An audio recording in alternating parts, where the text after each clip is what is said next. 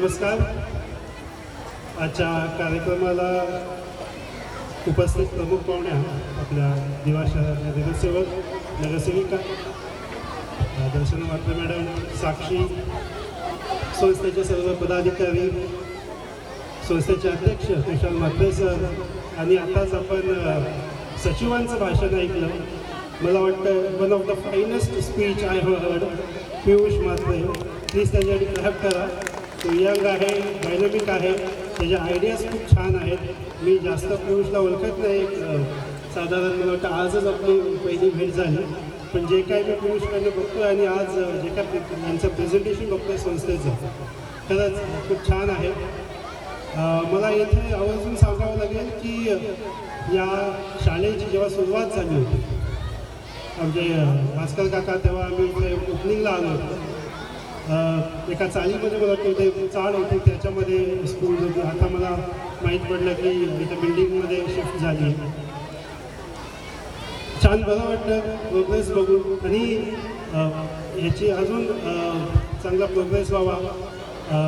आज आपण इथे ॲन्युअल फंक्शनला आलात, आपण इथे मुलांच्या डान्स परफॉर्मन्स बघण्यासाठी आलात, मला माहिती आहे. आपण इथे कोणतं भाषण वगैरे ऐकायला आलात नाही आहात, पण इथे खरंच आज ज्या शिक्षकांनी मेहनत केली आहे त्या शिक्षकांचंही कौतुक. कारण शिक्षक मुलांकडनं ती तयारी करून घेतात, महिनाभर ती तयारी चालत असते.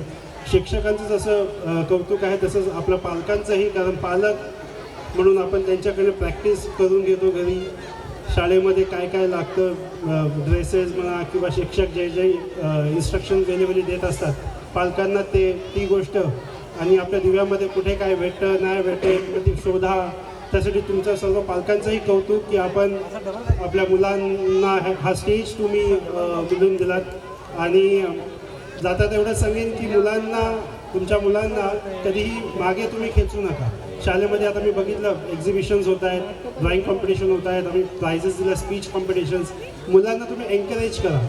जरी मुलगा म्हणजे भाषणात किंवा डान्समध्ये थोडा क्विक असेल, त्याला एन्करेज करा. त्यांचं स्टेज फिअर घालवा.